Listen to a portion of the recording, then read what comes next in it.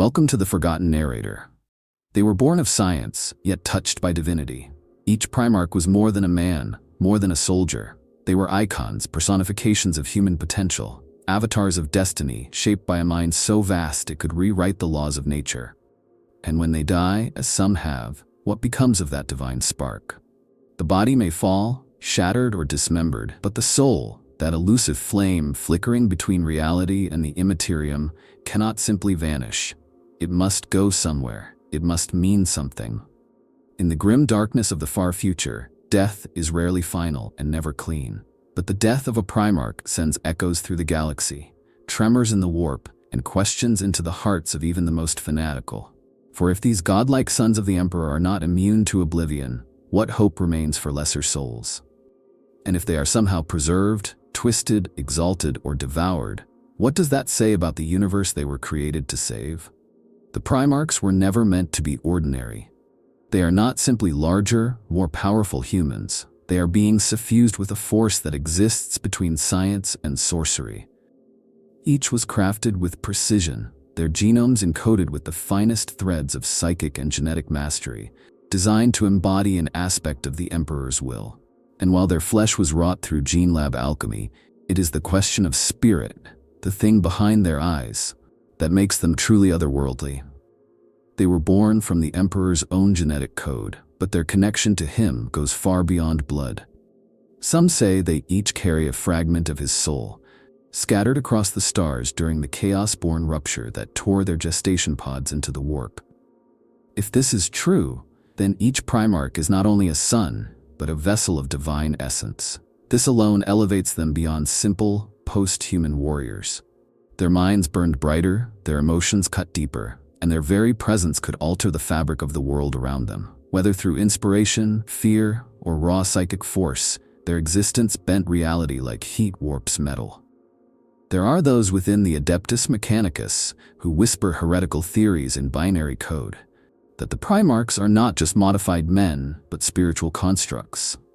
Their souls may have been shaped just as carefully as their physical forms, engineered to resonate at frequencies that interact directly with the warp.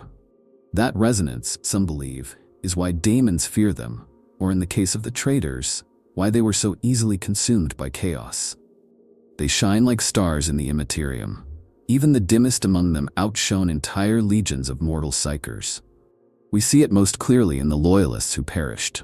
When Sanguinius stood before Horus, he did not just fight, he radiated defiance. Ferrus Manus, whose raw fury was said to cause the metal of his forge world to quake, died with a silence that still echoes. These were not normal deaths. There was a tearing, a rupture, as if something far greater than flesh had been destroyed. It's not just the loss of life that lingers in the memory of the Imperium. It's the sense that something eternal had been shattered. Even among their brothers, there was an aura of awe. Lyman Russ spoke of his own soul as a wolf bound in chains, forever gnashing against the bars of duty. Magnus the Red referred to his essence as a flame, struggling not to consume its own wick. These are not metaphors for emotion or madness. They hint at deeper truths. The Primarchs knew their souls were different. Some feared it, others embraced it, none doubted it. Their connection to the Emperor may be the key to understanding what happens upon their death. The Emperor himself exists now as a god entity on the Golden Throne, his soul fractured yet burning in the warp. Is it not possible, then, that his sons return to him in death, not metaphorically but literally? That their spirits, torn from flesh by violence or treachery, are drawn into the vast psychic storm that is the Emperor's consciousness? If so, what then? Do they live within him, memories flickering in his endless agony? Or are they lost, devoured by the immensity of his power, like sparks swallowed by a star? But there is another, darker theory, whispered not by priests but by those few radical inquisitors who dare probe the veil. It suggests that the Primarch's souls are unstable, volatile, too immense to survive intact, that their very design makes them spiritual singularities, doomed to either explode into the warp or collapse into themselves upon death. In this view, their souls are not preserved or ascended. They are annihilated, not out of cruelty or malice, but because the galaxy cannot contain them. This would be the ultimate tragedy. That the greatest creations of mankind, Beings forged with hope and ambition beyond reckoning are cursed by their own grandeur. Their deaths are not just the end of a life, they are the unraveling of a miracle. There's no record of soul stones for Primarchs, no rites of preservation like those used by the Eldar. No mention of their spirits lingering like the psychic echoes of powerful psykers. It is almost as if the Imperium cannot bear to ask the question, what happens when a Primarch dies? What happens to something that was never supposed to be able to die? Maybe that's the point. Maybe their souls aren't meant for our understanding. Maybe they transcend death in ways we can never know, becoming myth, memory, warning. Or maybe they scream silently in the warp, alone and broken, fragments of a dream the galaxy could not hold. The Imperium was founded on a lie, the lie of the imperial truth. That cold, atheistic doctrine denied the existence of gods, demons, and even souls, casting all supernatural belief as ignorance to be purged. And yet the irony could not be greater, for the very machinery of the Imperium runs on the blood of saints, the rituals of faith, and the screams of psykers whose minds brush against the warp every moment of their service. In this paradox lies one of the darkest truths of Warhammer 40k. Souls are real, and denial does not make them disappear. At the height of the Great Crusade, the Emperor enforced the imperial truth as a weapon against chaos. He knew the danger. He understood the warp better than any being alive. But instead of educating humanity, he shrouded the warp in science speak and misdirection. To acknowledge it openly would have been to give chaos names, and names give power. So instead, he allowed his sons to believe a lie, trusting they could fight daemons without ever understanding what they were. It was a gamble, and it failed catastrophically. The Emperor's psychic power was godlike. He could manifest miracles, annihilate daemons with a glance, and banish warp entities through sheer will. Yet even he could not fully protect his sons from the metaphysical truth of their existence. They were not merely soldiers. They were psychic nexuses, deeply tied to the immaterium whether they admitted it or not. Some, like Magnus, embraced it. Others, like Mortarion, denied it until it consumed them.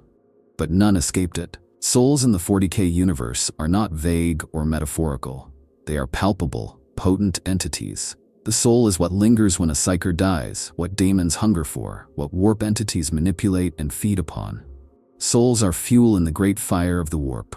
The stronger the soul, the brighter it burns, and the greater the risk of attracting predation or corruption. This is why psychic blanks are so feared and revered. They are soulless voids that disrupt this entire balance, bringing nausea and dread to those around them. For normal humans, the soul's fate is grim. Most are consumed by warp predators upon death. A lucky few are protected by the Emperor's light, especially those who die in righteous service or are sanctified by faith. Still fewer are preserved as lingering spirits, fragments of their former selves. But Primarchs? They are something else entirely. Their souls are immense, blazing constructs far beyond the ken of ordinary men. If a humble sister of battle can leave behind a relic-charged echo in the warp, then what could a Primarch become? The problem is, the imperial truth left no room for theology. No sacraments, no protections for the soul. Even as the ecclesiarchy rose from its ashes, the doctrines it preached were backward engineered from superstition and necessity, not designed for the likes of Primarchs. There are no funerary rites sufficient to preserve or guide a Primarch's soul. They die as they lived, isolated, misunderstood, outside the framework of human belief. And yet, the people believe anyway. Pilgrims pray at Sanguinius's tomb. Chaplains invoke the names of dead Primarchs as saints. Statues and relics become loci of spiritual energy, and sometimes they respond. There are stories of visions in the presence of Ferrus Manus, shattered remains, of dreams sent by the lion while he slept in stasis, of a whisper in the darkness before Vulcan's relics ignite in divine fire. Are these hallucinations? Psychic echoes? Or the flickering remnants of once mighty souls trying to reach back? We are left in a limbo of uncertainty because the truth was buried with the Great Crusade. The only ones who might have known, the Emperor Malcador, perhaps Magnus, are silent or lost. All that remains is contradiction. The imperial truth says souls are fantasy. The warp says otherwise. The ecclesiarchy preaches salvation, but only through martyrdom and blind faith.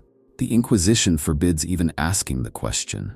This cognitive dissonance infects every level of imperial society. It's in the way tech priests chant Benheric prayers while denying their sacred nature. It's in the way space marines kneel before statues of their primarchs while insisting they are just men. It's in the way the Adeptus Custodes, who once walked with living demigods, now stand silent guard over a corpse emperor who might still contain the fragments of 20 lost souls. So what happens to a Primarch's soul when they die? According to the imperial truth, nothing. According to faith, everything. And according to the warp, that's the most terrifying answer of all, because the warp remembers. The warp is not a place. It is a living, breathing reflection of every sentient mind in the galaxy, a storm of emotion, memory, and raw spiritual energy. It is shaped by thought and fueled by suffering. It is the afterlife, the dream world, the abyss, and within it, souls burn like candles or thunder like storms. To die in the galaxy of Warhammer 40k is to fall into this churning madness, unless some power, divine or damned, catches you first. For ordinary beings, the soul's journey into the warp is uncertain, chaotic. Some are torn apart by demons, their essence unmade. Others linger as shades or are consumed by their own unresolved guilt and rage. Few, very few, rise to become something more. Saints, if the ecclesiarchy is to be believed. But for psychers and powerful souls, the transition is even more dangerous. The stronger the soul, the more violently it is buffeted by the tides of the immaterium. The Primarchs are anomalies in this system. Their souls are not like ours. Their presence in the warp, even in life, was already profound. Magnus the Red didn't just sense the warp, he walked it. He manipulated its tides like a swimmer cutting through water. Others, like Lorgar, became obsessed with its potential. But even the least psychic of the Primarchs, like Rogaldorn or Perturabo, had souls that shone bright in the eyes of the warp. They were never safe from its reach. That is the terrible irony. Even those Primarchs who tried to deny or ignore the warp were doomed to be ensnared by it. The warp is like a mirror, but it does not show what is. It shows what could be, what must be, and what should never have been. It is a whispering void that takes every emotion, every doubt, and every dream and turns them into monsters. The soul, upon death, is flung into this maelstrom. So what happens to a Primarch's soul when it enters the warp? One theory, whispered by radical scholars and censured inquisitors, is that the warp fights over them. That the death of a Primarch is not an ending, but a cataclysmic event in the immaterium, like a star going supernova. The gods of chaos, ever hungry for powerful souls, would scramble to claim such a prize. Imagine the soul of Ferrus Manus, filled with wrath and brilliance, torn from his shattered body on Istvan Fee. What daemons might have reached for him? What ancient horror now wears his face in mockery, built from memories and half-truths? Or perhaps it is not the gods that fight, but the soul itself. Primarchs are beings of will and purpose. Could such a soul simply submit to the warp, or would it burn its way through the immaterium like a comet, resisting absorption, fighting to remain whole? Could a soul like Sanguinius, so radiant, so pure, survive in the warp without being twisted or destroyed? Perhaps that is why pilgrims speak of his light in the darkness, because his soul even now refuses to die. The Chaos Primarchs, of course, have already surrendered, or ascended. The line is thin. When they turned traitor, their souls were promised to the gods. But that does not mean their souls are free. Quite the opposite. They are now fused with warp energy, transformed into daemon princes, eternal, yes, but also enslaved. Their thoughts echo with their patron's will. Their forms are warped by symbolism and sin.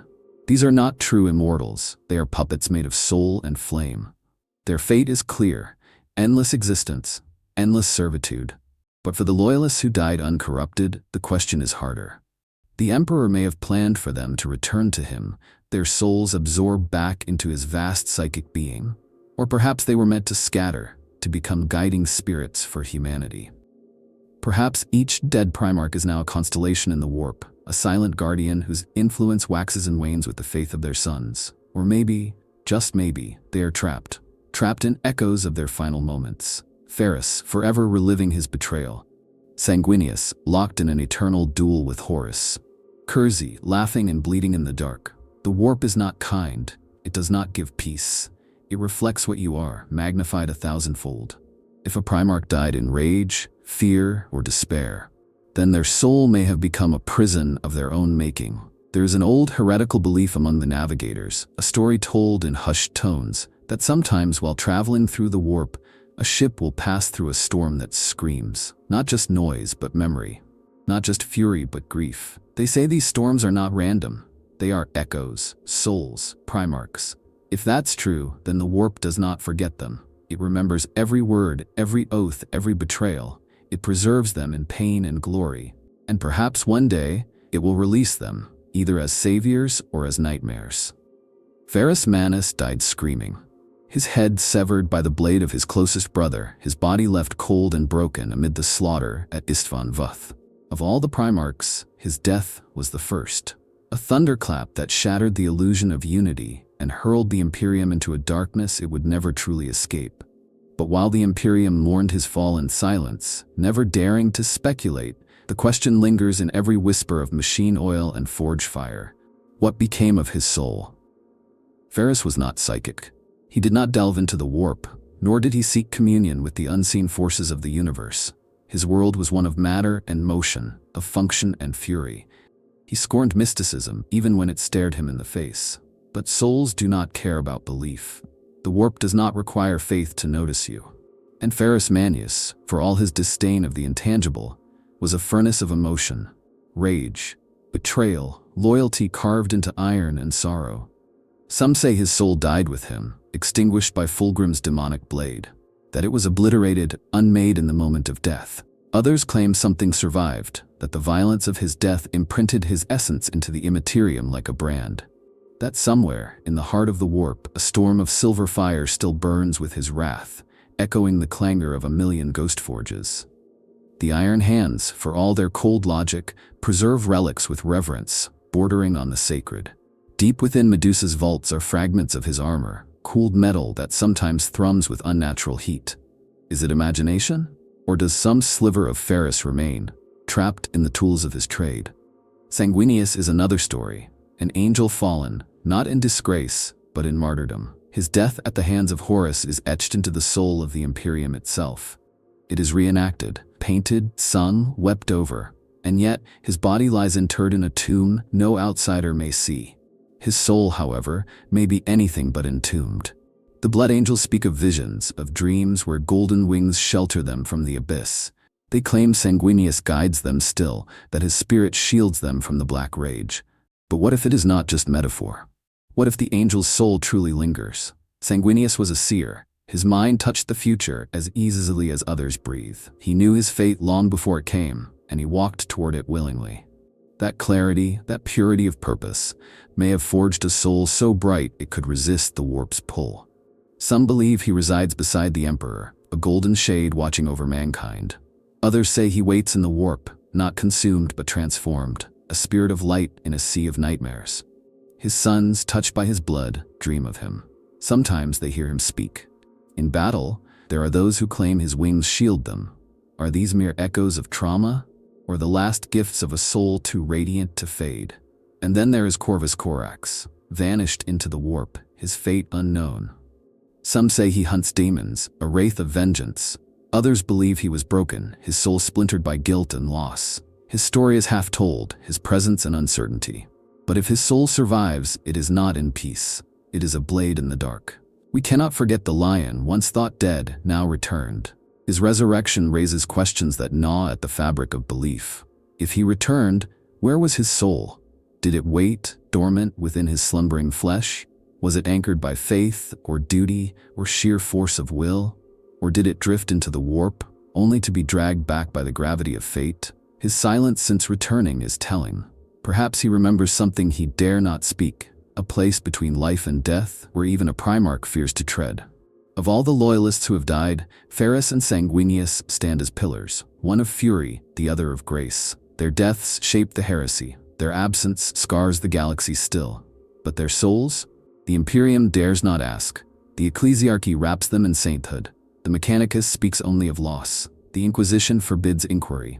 But the people believe. And in Warhammer 40k, belief has power.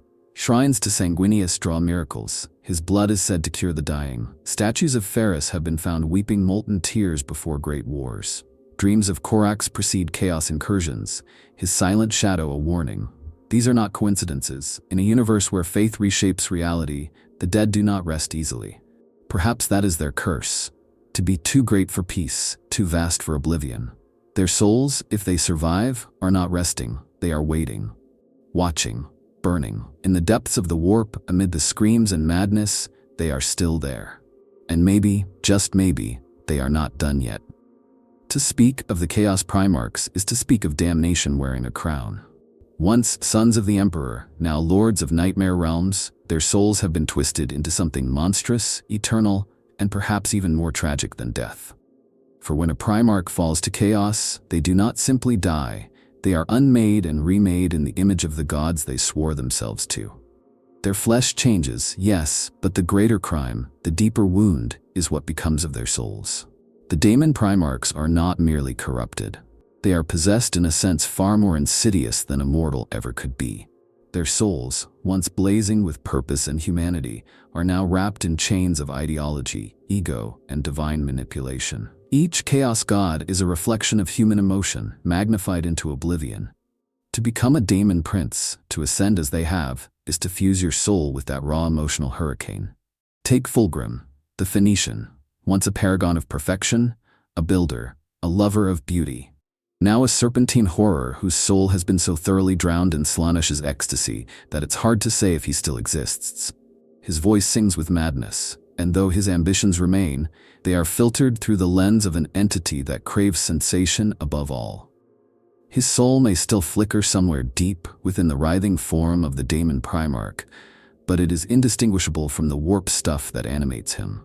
He may be immortal, but his selfhood is fractured, melted into divine perversion. Angron's fate is even more cruel. He never wanted to be a Primarch. He never sought glory. All he wanted was freedom for his brothers and an end to the butcher's nails in his skull. When he died, if a Daemon Primarch can be said to have a death, it was a soul already screaming. Khorne did not elevate Angron, he weaponized him. Angron's soul is pure fury, distilled into a being that cannot stop fighting.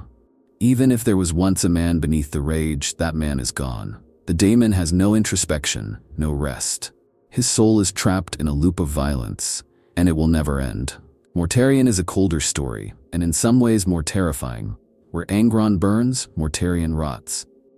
Nurgle did not reshape his soul through brute force, but through insidious acceptance. He took Mortarion's despair, his bitterness, and his hatred of weakness, and turned them into fetters of disease and false comfort. The Lord of Death is not just a Daemon Primarch, he is the embodiment of the soul's surrender. Mortarion's soul festers, weighed down by his choice to serve a god who teaches that there is peace in decay. There may be a part of him that regrets, but it is buried beneath centuries of rot. Magnus the Red's story is perhaps the most tragic of all. He sought understanding, not power. He wanted to save his legion, his father's plan, his own sanity. And when he broke the Golden Throne, when he fell into the arms of Tzeentch, his soul did not shatter. It was rewritten. Tzeentch is the god of change, of sorcery, of destiny itself. Magnus's soul was subsumed into a constantly shifting equation, a spell that never ends. He may believe he is still himself, but the soul he once possessed, a soul of love, pride, and desperation, is now a sigil carved into the warp, endlessly reforming to serve a god that speaks in lies. Lorgar is the quiet one, the true believer. His soul was never stolen, it was given. He welcomed chaos into his heart not as a weapon or a necessity, but as a revelation. He prays still, but not to the Emperor. His soul, if anything, has become more whole in damnation. That is what makes him frightening. Lorgar is not insane. He is not mutated beyond reason. He is still Lorgar, soul intact, utterly convinced he was right. The warp did not need to destroy him, it only needed to affirm him. And then there is Perturabo, still distant, still calculating, perhaps the least overtly corrupted but also the most detached. His soul, if it survives, is armored in cynicism and cruelty. If chaos reached into him, it found only iron. His damnation may not be flamboyant, but it is complete. He has built fortresses in the warp, prisons for other souls. He is a gaoler of damnation, not a victim of it. The Daemon Primarchs endure. They do not die. But what they are now is not what they once were. Their souls, eternal though they may be, are no longer theirs. They are bound to gods who care nothing for truth, identity, or memory. They are engines of the long war, screaming across the stars. Some may remember who they were, but those memories are just flickers, echoes in the storm. So do their souls survive? Yes, but survival is not always a mercy, especially when eternity belongs not to the self, but to the whims of something hungrier than death. It is said that the Emperor had a plan so vast, so layered in secrecy and psychic foresight, that even his sons, crafted by his own hand, could not fully grasp it. Much of that plan died during the heresy, shattered by betrayal and the arrogance of godlike beings. But one fragment of that dream still whispers through the Imperium's darkest chambers, hinted at in forbidden texts and uttered in the madness of bound psychers. The Primarchs were never meant to die. Not in the way mortals do. Their souls, some believe, were built for return. To entertain this theory is to gaze into a void both hopeful and horrifying.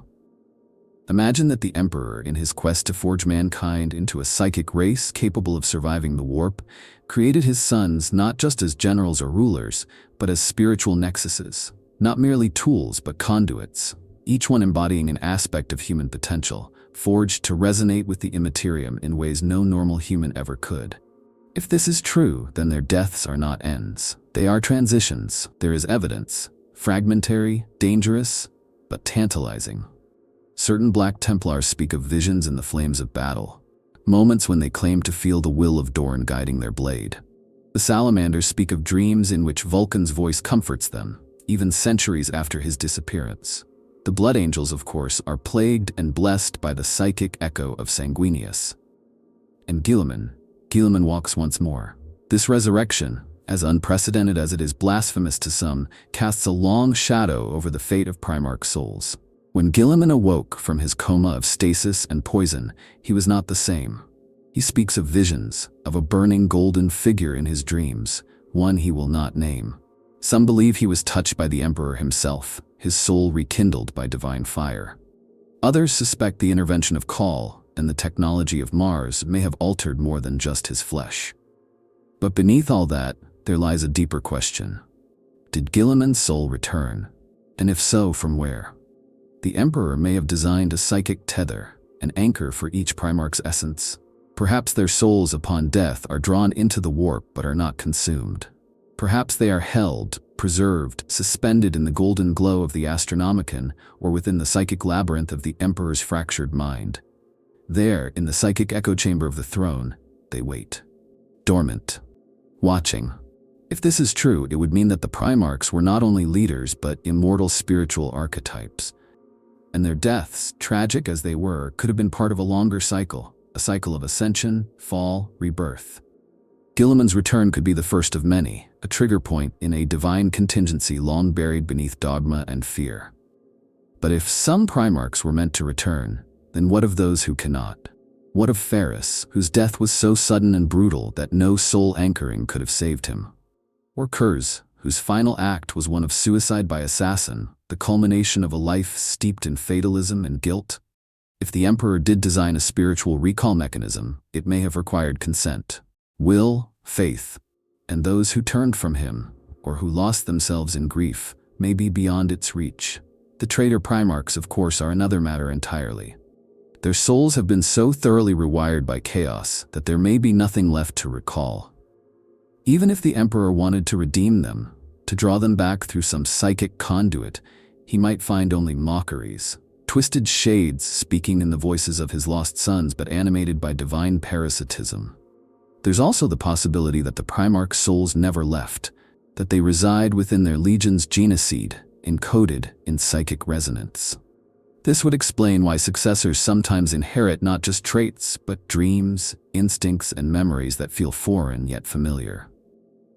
The gene curse of the Blood Angels, the wraith-like silence of Ravengard successors, the mechanical fixation of Iron Hand scions, these echoes could be the lingering shadows of a soul not quite gone, tethered to the flesh it helped forge. The Emperor's design was never meant to be understood. But if his vision truly involved the return of his sons, then every death is a door, not a wall. Every martyrdom is a signal. Every relic a potential anchor point. and the souls of the Primarchs, far from being extinguished, may be circling the throne like loyal ghosts, awaiting the day the Imperium needs them most. The tragedy, of course, is that we may never know whether this was his plan, or simply our desperate need to believe it was. But in the grimdark galaxy of Warhammer 40k, hope itself is a weapon, and belief can change reality. Perhaps that is why the Emperor never told his sons the truth, because maybe it only works if they die believing. Sanguinius was light. In a universe built on darkness and betrayal, he stood as the one being who seemed to belong in a higher realm, a figure of such grace and compassion that even those who hated the Imperium could not deny his beauty. He was the angel of humanity, wings wide, heart open, a being who should never have existed in a world like this. And that is precisely why his death shattered something far greater than flesh or strategy. It tore a hole in the soul of the Imperium. The records say he died at the hands of Horus. But that is a simplification, a summary to contain a tragedy so vast it echoes across the warp even now. His death wasn't just a loss, it was a sacrifice, one offered in the hope that it would awaken the Emperor to act to save what remained of mankind. And in that moment, when his blood soaked the deck of the vengeful spirit, the galaxy seemed to hold its breath. But the warp does not forget, nor does it forgive. Sanguinius was a psyker. Not in the raw, violent way of Magnus or the hidden way of the lion, but in a subtle, radiant sense. He had visions, dreams of doom, insights that no one else could access. He bore the future like a wound, and yet never allowed it to embitter him. His soul, then, must have been blazing, a flare of noble emotion, untainted by ambition or cruelty. What becomes of such a soul in death? There are whispers among the Blood Angels that his soul never left, that in moments of greatest need, he returns, not as memory, not as inspiration, but as a true spiritual force. There are records, buried and classified, of psychers seeing a golden-winged figure in the warp shielding ships from destruction, of enemies hearing a voice like sunlight before their deaths. These cannot be dismissed as mere visions, not when they are so consistent, so full of the same themes: light, sorrow, wings, sacrifice. The Black Rage, too, is a mystery tied to his soul. How is it that thousands of Astartes across millennia all relive the same final moments? The same agony, the same horror? The warp is shaped by emotion, yes, but for an echo to repeat this perfectly, this viscerally, over and over again, suggests something more. Perhaps Sanguinius' death was so powerful, so emotionally explosive, that it burned itself into the fabric of his legion's genocide, embedding a psychic scar that will never fully heal. Or perhaps his soul, caught in a liminal space between martyrdom and vengeance, still cries out, and his sons feel it, over and over again. The chaplains of the Blood Angels speak of him in the present tense, not in ritual, but in instinct. They don't just remember him, they listen for him, in the quiet between heartbeats before battle, in the flicker of candlelight upon a relic. Some even claim to hear his weeping during the Red Thirst. Is this madness? Or a signal? Could his soul be trying to guide them, trapped not in torment, but in duty? What if Sanguinius chose not to leave? What if his soul had the strength to ascend, to become something beyond even a saint? Something like a beacon in the warp, resisting the pull of the chaos gods, not through force, but through purity? Could he be the first true god of mankind, a divine presence not born of worship but of love? If so, then it is no wonder chaos fears his name. No wonder demons recoil when his icon is raised. He is not just memory, he is defiance. There is also the strange phenomenon of blood visions among the flesh-tearers and other successors. These are not hallucinations. They are shared experiences, bleeding across mind and soul during great moments of fury. Entire squads have claimed to see his face, to feel his wings around them. And when they emerge from these episodes, there is often a kind of peace, not the madness of the Black Rage, but a gentler aftermath, as if something intervened, as if someone held them back from the abyss. If his soul survives, it has not found rest. He was too deeply tied to humanity's fate, too bound by love to abandon his sons. The Imperium never canonized him in the formal way it did the Emperor, but among the faithful, he is worshipped nonetheless. And their faith may be more than symbolic. In Warhammer 40k, belief shapes reality. If enough people believe Sanguinius is watching, if enough prayers are whispered into the dark, maybe he is. Maybe he never left. Maybe he walks the warp as a silent guardian, unseen but ever present, a soul too bright to be extinguished, a god in all but name. And if that is true, if the soul of Sanguinius still burns somewhere beyond time, then hope is not lost. Because in the end, it was never strength or conquest that defined him. It was mercy. And mercy is the one thing this universe needs more than anything else. He was born in shadow and died in prophecy. Konrad Kurze, the Night Haunter, lived his life under the crushing weight of destiny, a creature who could see the end from the beginning and was doomed to walk every step toward it in full awareness of the horror he would become. More than any other Primarch, Kurze's soul is a question mark, a paradox, a shriek in the night that refuses to fade. For if death is a release, then Kurze never truly died. Because prophecy is a cage without end. Kurze claimed he saw his own death from the moment he opened his eyes on Nostromo. Every murder, every judgment, every descent into madness was painted across the canvas of his mind long before he acted it out. But prophecy in the 40k universe is never pure. It is a thing of the warp, shaped by emotion, by influence, by desire. And Kurze's soul was steeped in guilt, rage, and the ache of inevitability. So when he died, it wasn't a clean exit. It was a culmination, a sentence fulfilled. He allowed himself to be killed, not by a god, not in battle, but by an assassin, a mere human sent by the Emperor himself, or so Kurze believed. In that moment, he embraced oblivion. But did it find him? That is the question that gnaws at the heart of his legacy. The warp is a realm of souls, a reflection of psychic truth. And Kurze, like his brothers, was not a man. His soul, forged in the crucible of the Emperor's design and corrupted by trauma, was massive, luminous in its own bleak way. He was no psyker in the traditional sense, but his prescience, his ability to see the path ahead, connected him to the warp in ways that transcended raw power. He felt the threads of fate, and fate, in the warp, is a living thing. So what happened to his soul? There are theories. Some say Kurze's soul was annihilated by his own despair. That in his final moment he chose non-existence, rejecting the cycle of death and rebirth the warp often imposes. That he unraveled himself willingly, seeking silence at last. Others believe his soul could not rest because prophecy never ends. It loops, it coils, it devours. In this view, Kurze still exists, a tormented echo howling through the warp, not as a demon, not as a ghost, but as a fragment of endless foresight, a soul that sees without eyes and feels without flesh. And then there is the heretical belief, held by some within the Inquisition's darkest circles, that Kurze's soul did not die, but split. That the sheer psychic violence of his death fractured him into aspects. One part remains bound to Nostromo, haunting the ruins of his broken world. Another flits through the dreams of Night Lords, infecting them with visions of justice twisted into terror. And a third, darker sliver, wanders the void, seeking meaning it will never find. The Night Lords themselves don't agree. Some say he became a daemon prince but refuses to manifest.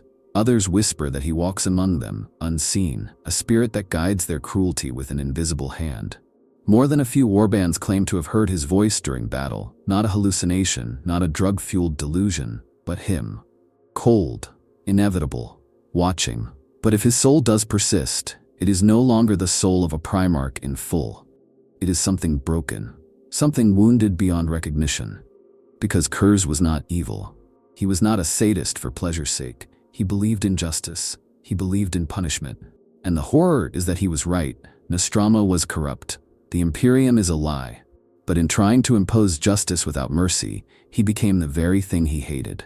That contradiction tore at him every second of his life. And so perhaps his soul remains, not as a being of will, but as a question. A riddle etched into the fabric of the warp. A constant, unsolvable equation. What is justice without hope?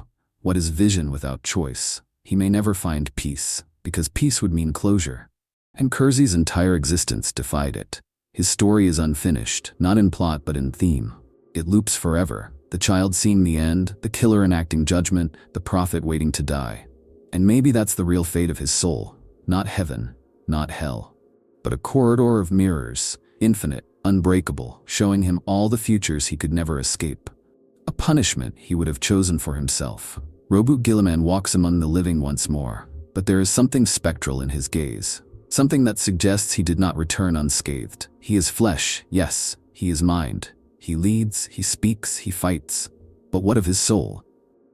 When Guilliman was struck down by Fulgrim's blade at Thessalia, a weapon saturated in warp venom, he fell into a sleep that lasted over 10,000 years.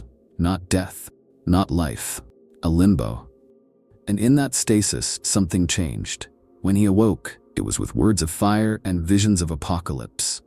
He speaks rarely of what he saw while lying upon the edge of eternity, but when he does, there is no poetry in his voice, only precision and dread. He dreamed of empires burning, of the emperor as a god, his face a sun, of a galaxy drowning in sin and sorrow. But these were not dreams. They were messages, transmissions, etched into his soul from a place beyond reason. Some believe the emperor reached out to him, touched his soul across the chasm of time.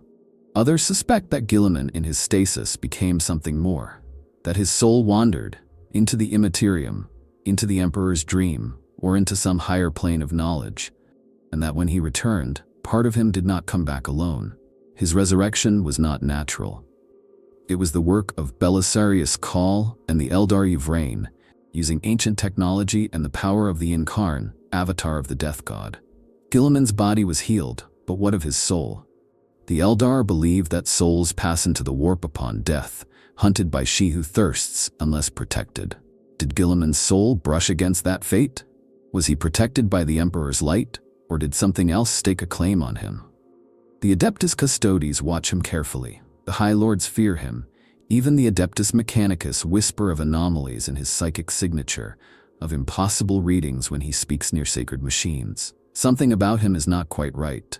He is not wrong, not corrupted, but altered, refined, hardened by unseen forces.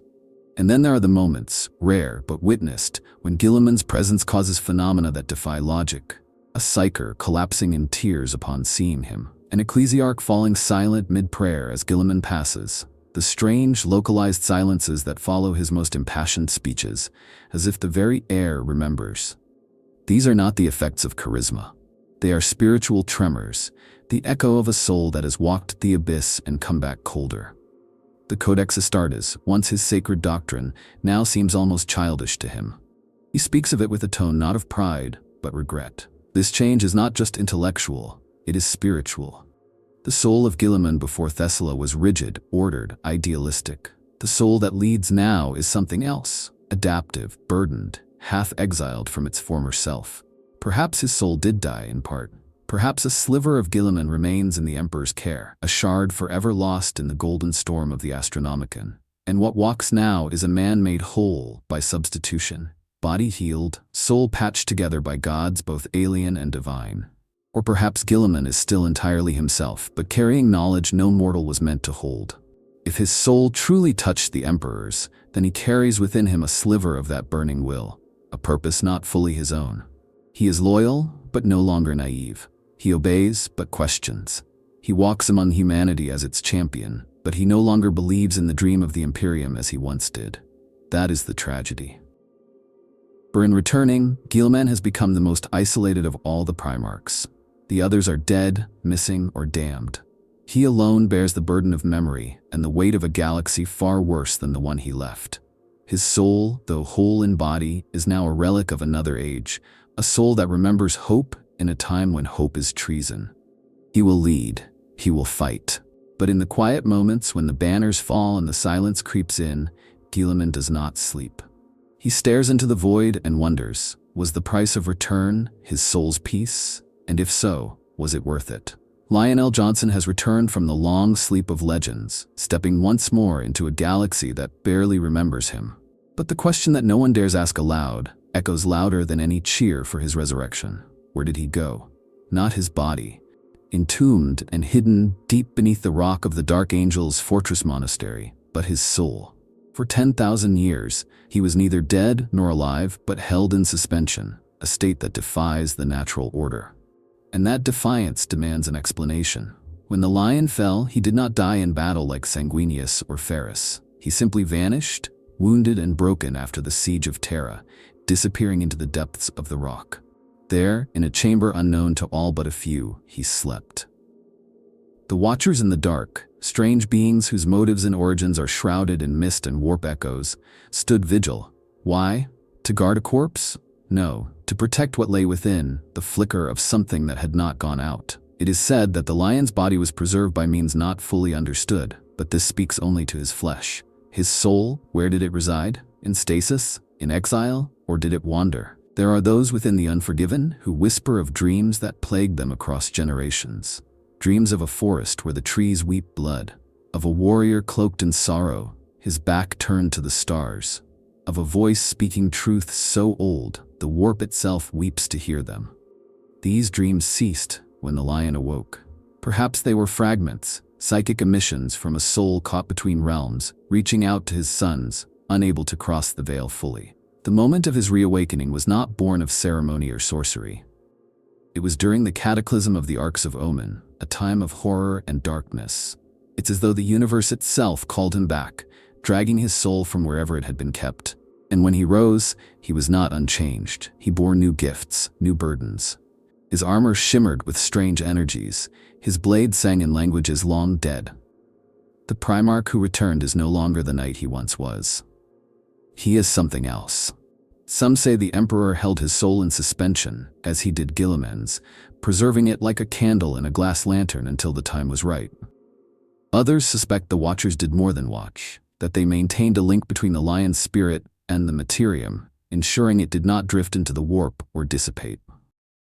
There is even a darker theory, that the lion's soul did pass through the warp and returned only by force of will. That he fought his way back as he always did, blade in hand, cloaked in silence.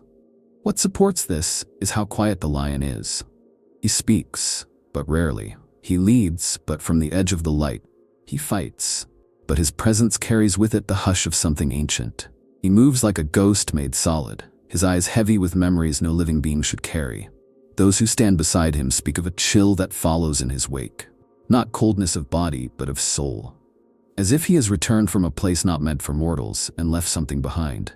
He speaks to none of his long sleep. Not to Azrael, not to the Emperor, not even to Guilliman. There is a weight on him, a gravity that bends even time. He remembers everything. He understands things he did not before. He fights demons with an intensity that goes beyond hatred, something closer to recognition, as if he knows them now, not just as enemies, but as creatures with names. The lion's soul then may have undergone a transformation not unlike apotheosis, not daemonhood, not sainthood, something older, something tied to the lost archetypes of man, the silent guardian, the eternal watchman, the wrath of the forest. His soul, once a knight's, may now be a relic of myth itself, a being less of flesh and more of symbol. Not quite man, not quite God. He is not like Guilliman. Guilliman returned to lead an empire. The lion returned to hunt, to purge. He is the sword in the night, the shadow cast by a dying star. His soul, if it was fragmented, has reassembled into a blade. There is a reason he does not sit on a throne, a reason he does not ask for loyalty or power. His soul is not built for ruling, it is built for vengeance. And as the galaxy burns, the lion walks it once more, not as a king, but as a revenant. And those who face him soon learn, he is not here to save, he is here to finish. The Primarchs were never meant to remain bound by the limits of flesh. Even in life, they walked the razor's edge between the mortal and the divine. So what happens when death strips away their bodies? Do they dissolve into oblivion like ordinary souls, or do they become something else entirely? There are theories whispered in the dark corners of the Imperium that suggest the death of a Primarch is not the end, but a beginning, a transformation, a form of apotheosis. But not all apotheosis is divine. Not all transcendence leads to salvation. The Primarchs were made with purpose, and their souls, if such a term even applies, are constructs of immense complexity. Some believe that upon death, these souls fragment, shatter under the weight of their own psychic mass. Others propose that they expand, unbound from the limitations of the body. Their essence floods into the warp, not as a lost spirit, but as a presence. A storm. A consciousness too vast to comprehend. Imagine the soul of Ferrus Manus, his last thoughts of betrayal and failure. Could that trauma, magnified by the warp, become a warp entity in its own right? Not a demon, but a new category of being, something halfway between a god and a curse? A fractured consciousness eternally reliving that final moment, turning into a force that punishes disloyalty wherever it finds it? or sanguineous, so bright, so noble, that his death might have created a resonance that did not fade but grew, a spiritual node in the warp that draws pilgrims, sparks miracles, whispers to his sons in dreams. Not a ghost, not a memory, but an archetype, reforged by death into a myth so strong it lives. Could such a soul become the seed of a new deity, not born from mass worship like the chaos gods, but from singular, absolute sacrifice?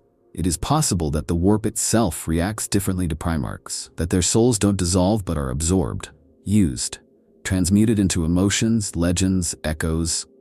Perhaps they become something like saints, but not in the way the ecclesiarchy teaches.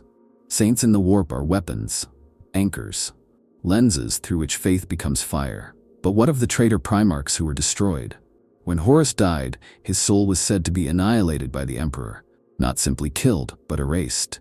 That very concept, that a soul can be unmade, terrifies even the chaos gods.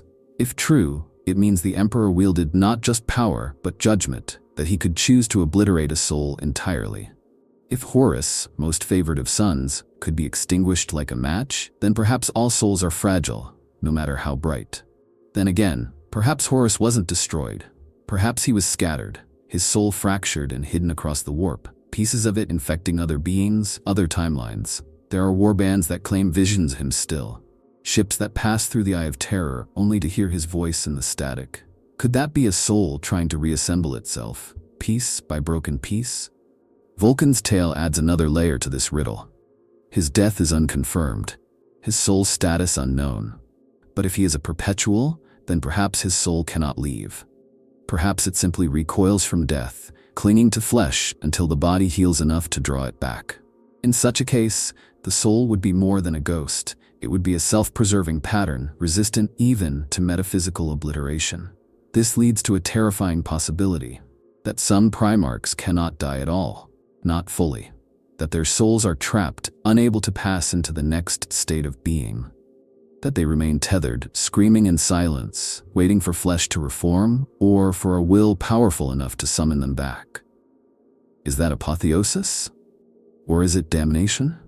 A few radical psychers believe that the warp is evolving, that it is beginning to house more than just gods and demons, that the soul echoes of the Primarchs are forming new categories of existence, entities that defy classification, that perhaps in the far future there will be beings of the warp who are neither gods nor ghosts, but something in between.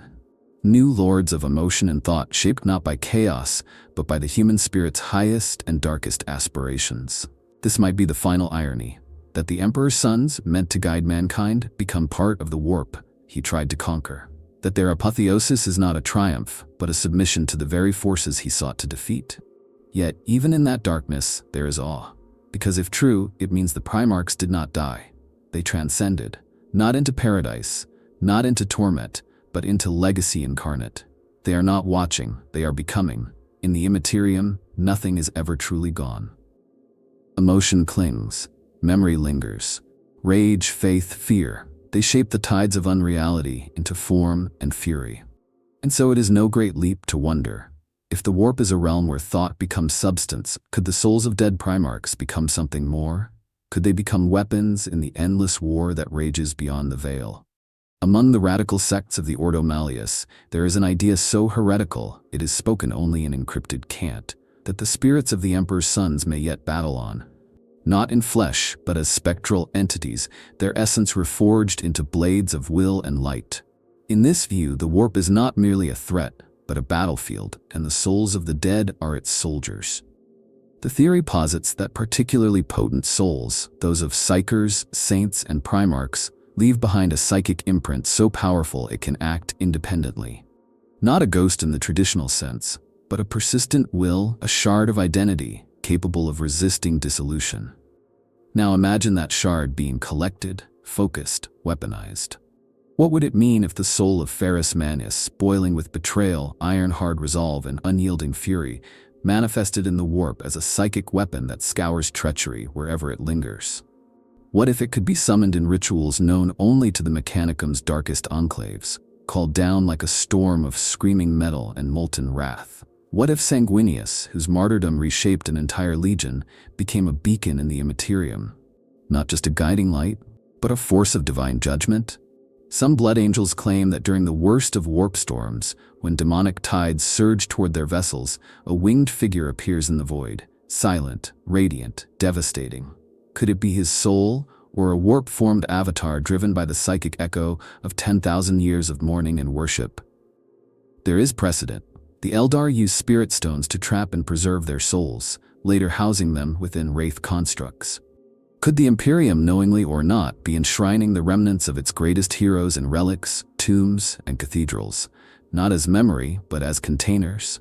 What is a shrine but a summoning circle writ in incense and prayer? Then there is the terrifying possibility that the traitor Primarchs, too, are forging weapons of the soul. In the Eye of Terror, time flows like blood through broken glass. What if Horus's annihilated soul was not destroyed but fragmented, collected by the word-bearers, bound into rituals, reshaped as a tool for vengeance? What if Lorgar, master of the occult, has forged spiritual echoes of his fallen brothers, dark reflections built from pain and legacy? Worse still, what if the Chaos Gods have begun using these souls, or their remnants, as vectors of influence? Imagine the soul of Conrad Kersey, fractured and mad, coiled around a daemon sword, its whispers not merely psychological but primordial. A weapon does not cut flesh but certainty, a curse given form. And yet, not all theories are born of fear. Some among the ecclesiarchy believe the Primarch's souls are becoming saints in the truest sense. Not metaphors, not stories, actual warp entities of purity, formed not from prayer alone, but from lives lived with such intensity that the warp could not ignore them. These saints do not speak, they act. They appear in visions before cataclysms. They shield pilgrims from demonic assault. They walk in the minds of the dying and say, "Rise." This interpretation is more than comforting. It is dangerous. Because if these soul weapons, these spirit saints, can be accessed by ritual or belief, then they are no longer passive relics. They are active agents of faith, and if they can be summoned by accident, by design, or by desperation, they can also be misused. Some inquisitors whisper of black ships that have vanished without trace, last seen in systems thick with heretical devotion. Of astropaths who speak in voices not their own, of relics that glow before warp breaches. Could these be signs that Primarch souls are being deployed, by the Emperor, by the warp, or by those who do not understand what they're summoning? Because a soul, once weaponized, is no longer a person. It is a tool, a vector, a bomb. And the line between saint and curse becomes very thin when you're swinging it at the heart of madness. If the souls of Primarchs are now players in the warp's eternal war, then death is no longer their ending. It is their promotion. From generals of the flesh to champions of the immaterial, from sons of the Emperor to instruments of eternity, oblivion, salvation, damnation. These are the three pillars upon which the question of a Primarch's soul must rest. Three paths that stretch into the darkness, each as final and as uncertain as the other. And the grim truth is this: in the galaxy of Warhammer 40k, there are no answers, only consequences. Oblivion is the simplest, clean, final. The soul, upon death, simply ends. No afterlife, no legacy, no lingering echo in the warp. For a Primarch, this would be the ultimate tragedy. To have burned so brightly, shaped history so violently, and then vanish without a trace. But there are signs that this is not what happens. Too many visions, too many relics that hum with presence, too many dreams filled with whispers and wings and iron screams.